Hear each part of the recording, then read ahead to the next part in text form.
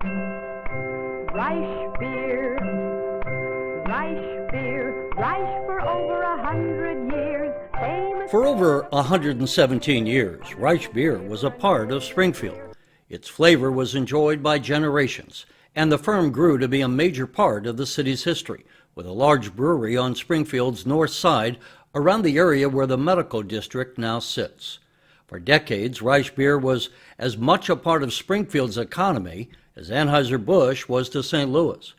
But over the years, with the growing costs and competition, the business challenges grew until 1966, when the Springfield Reisch Brewery closed its doors for the last time. There are still many adults who remember their moms and dads, their grandparents, drinking Reisch Beer. But they never did, nor could.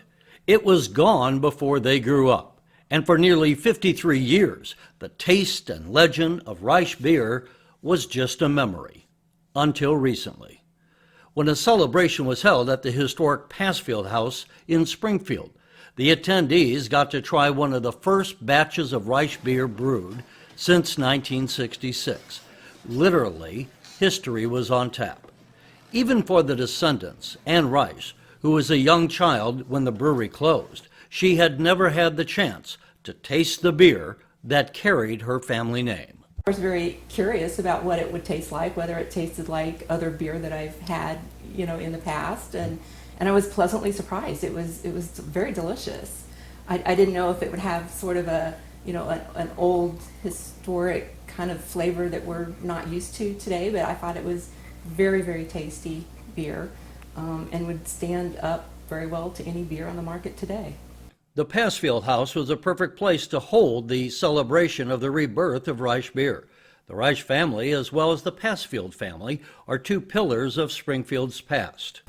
Well, the Passfields were early pioneer settlers here in Springfield. They were pioneer industrialists that were very instrumental in establishing and settling this community.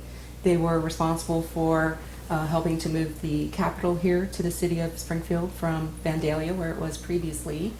They were large landholders here in Springfield, and over many generations contributed to the growth and success of Springfield.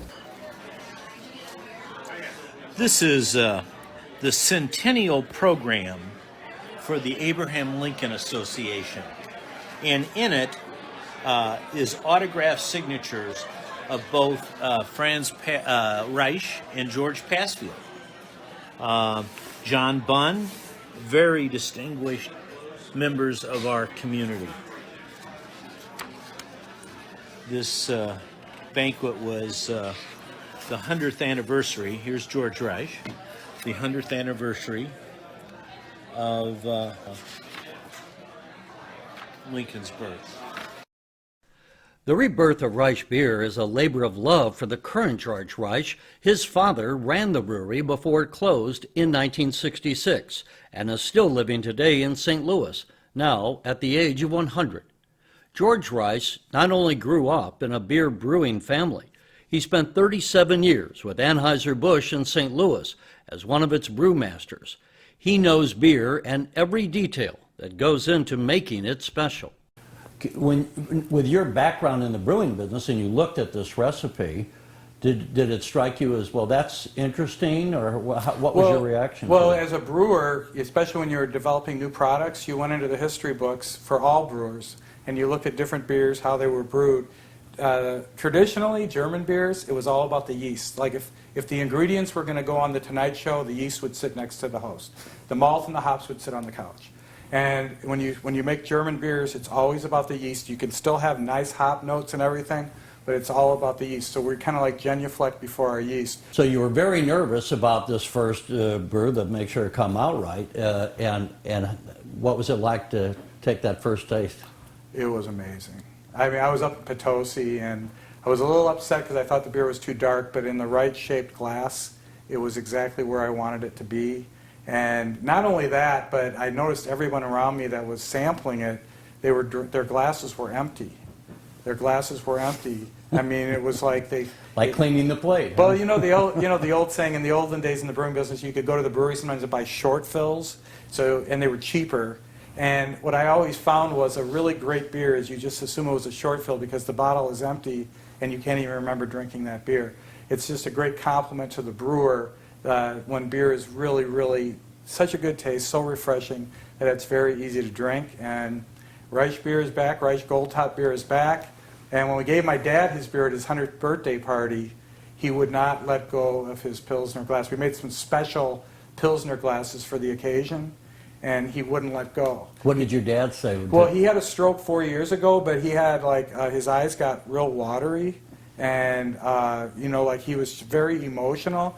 He didn't know we were doing this, and then we sang the Reisch Beer jingle. It's very famous. It's on YouTube. Reisch Beer, good. Reisch for over 100 years, famous for the finest beer. Wonderful flavor and golden clear. When you serve Reisch, your guests will cheer. Reisch Beer, good beer. It's everyone had a jingle, and the whole crowd sang the Reisch Beer jingle.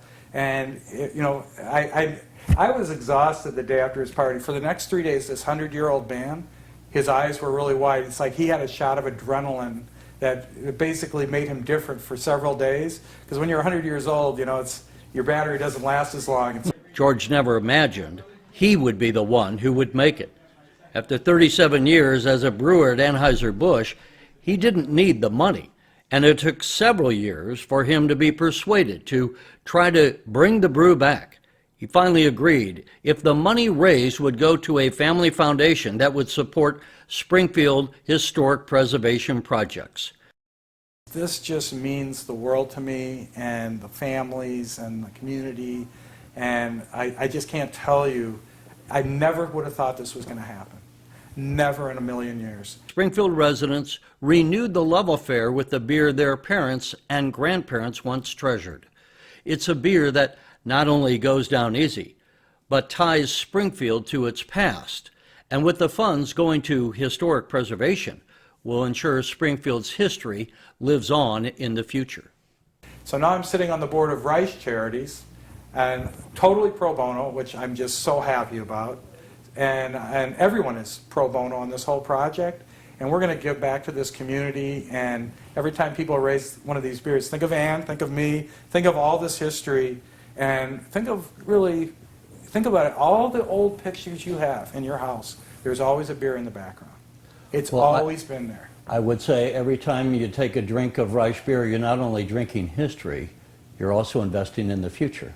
Yes, all of our futures, isn't that what it's all about? You like it better than ever today. For a wonderful brew, step up and say Reisch